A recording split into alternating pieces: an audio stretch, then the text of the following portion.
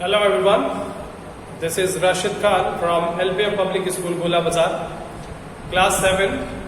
As you know, your previous chapter number 9 have already been completed. Now we'll have to move on to chapter number 10, that is transportation in animal and plants. Transportation in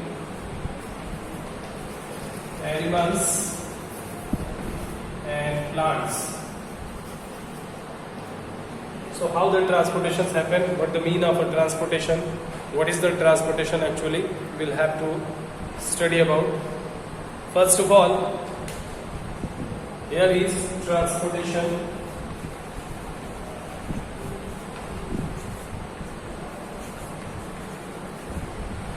Transportation in animals, like animals. Okay, so the transportation means what? The process of transport of substances.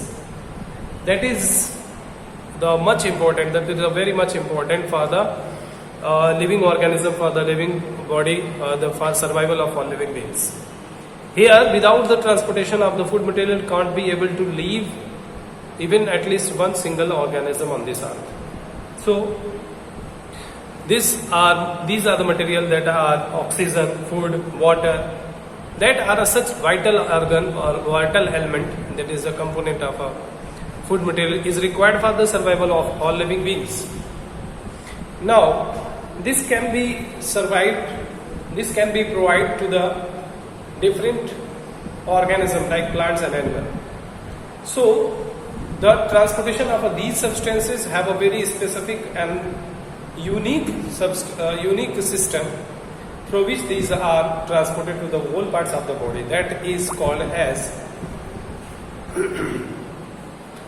circulatory system. The food material which has to be transported to the different parts of the body that by the means of a circulatory system, and this one is said to be the circulation. The process of transporting of the material from the to the whole parts of the body by means of transporting system, that takes place by the process called circulation. These circulations is started from a very initial part of the body to the whole parts, due to which we can be survive or might be the animal and plant may survives. To each of the different type of organism, they have their unique and special criteria for the transporting of the material, for the food transportation, for the different means of transportation of a food. Here we can say transportation in animal, as I have already written over there, is mean that the transport takes place in animals. How such type of an animal in which this transportation may takes place? Like amoeba, paramecium, bacteria, and any other. So in unicellular organism or in bacteria, the food is transported to the parts of the body by the means of diffusion. You know very well the concentration medium. It will be jumped or transported to the body parts with the help of the diffusion means. What is the diffusion means? So, the diffusion means that if there is a food concentration is more than that, the two surfaces from the first surface to the next surface is jumped.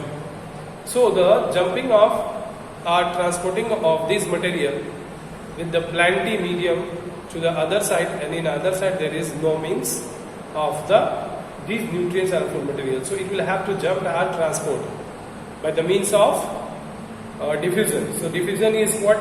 Diffusion is actually allows what?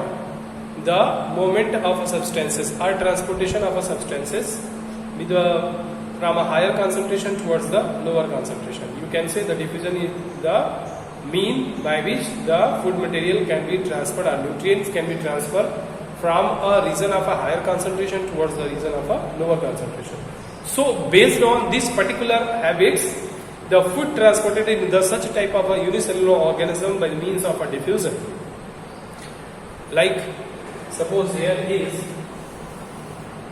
amoeba, and these have criteria to take their nutrients. So what will happen exactly if there is a plenty of food?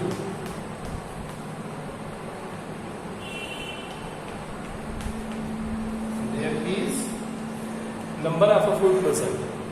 If there is a amount of a food is larger, the greater extent. So what will be the criteria? The criteria will be these particular type of a nutrient jumped are transported by means of diffusion, I said. Right? How this diffusion happens?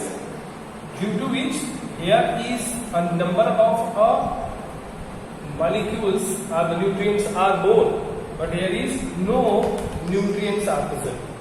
So here is the concentration level is low, and there is a higher concentration level. So from the higher concentration, as we know that the transport the movement of a substance from a higher concentration, from a region of a higher concentration towards the region of a lower concentration. So in this way the food material or nutrient may transfer in case of a unicellular organism. Next one, transportation in case of transportation in animals. And next, transportation in human. How the transportation may happen in case of a human. So we will know very well about. We will have to draw a structure like this.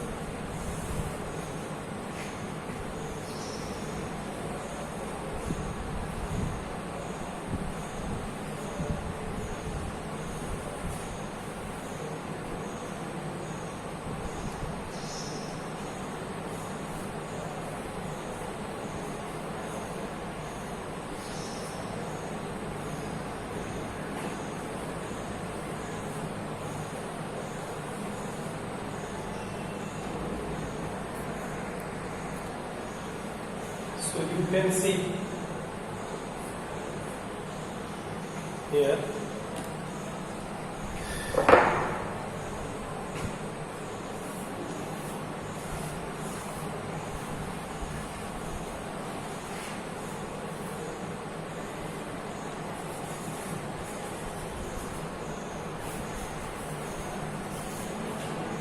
what it is. And now there is a important part, that is the blood flow to the whole parts of the body by means of the veins and the veins and arteries. First of all, we'll have to know the blood circulation takes place by the means of the blood vessels. These blood vessels are having their particular different forms or their different functions, and they have different names as well. There are the three blood vessels: the arteries, the veins, and the capillaries. Through these, these structure you can see in the blue and red structure, they are get differentiated. I will tell you about how these can be get differentiated from one another. So here you can see this is the heart, and through the heart the blood is comprises to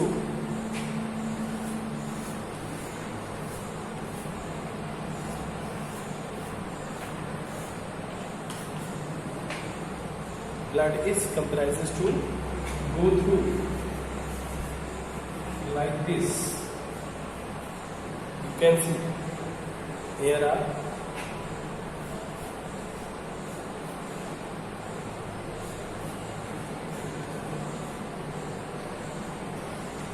you can see here the most importantly part of the nerves that are scattered over here.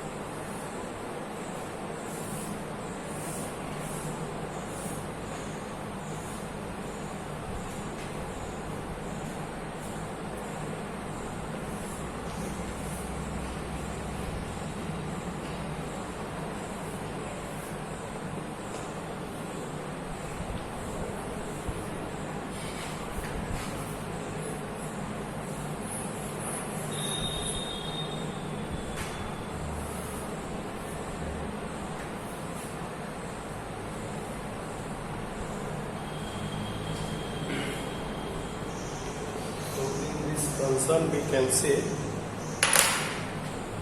there is a heart,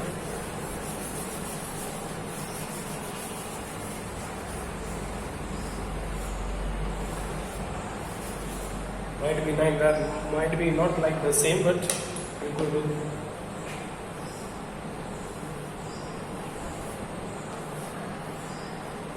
do that. So here we have to move on.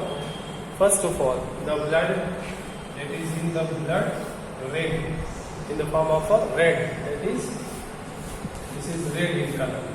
So it will get supplied to the different body organ by the means of, here you can see,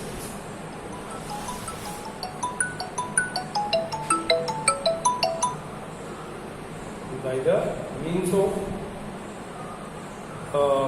these criteria through which it can be get supplied, and rest of the other from here as well, this would also be supplied, and here too these supplies, and next to that these are the structure.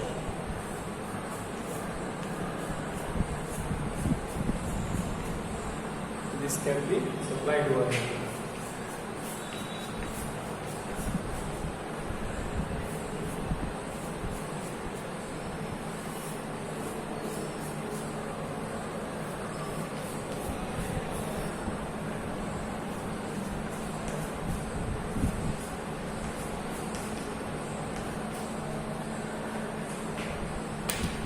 Next one is by merging from this side as well, the second structure of the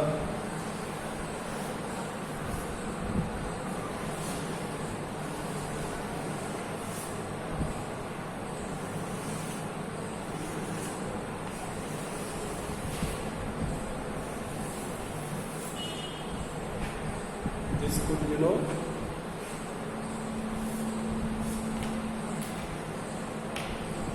these are the veins and arteries are remaining present here with one another.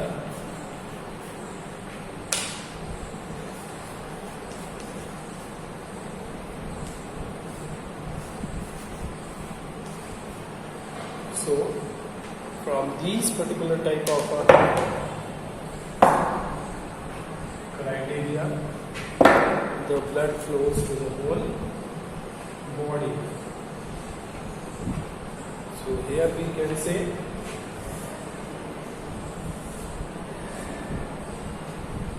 here the structure by which the blood get flows.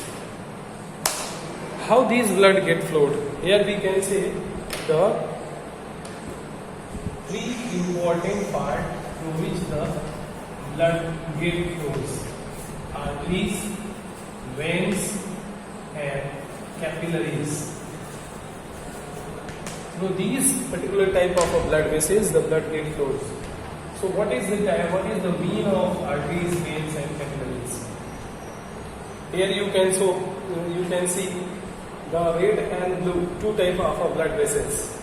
First one is red. That one red is called oxygenated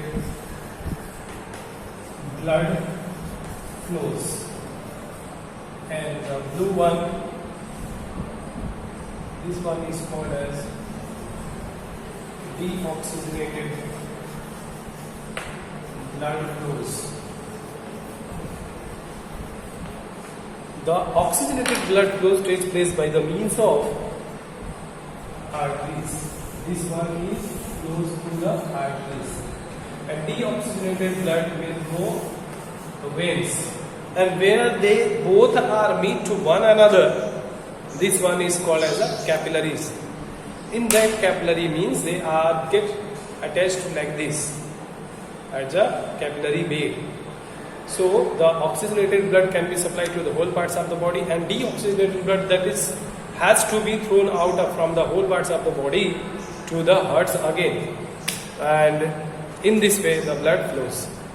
Okay, we'll discuss later to the next.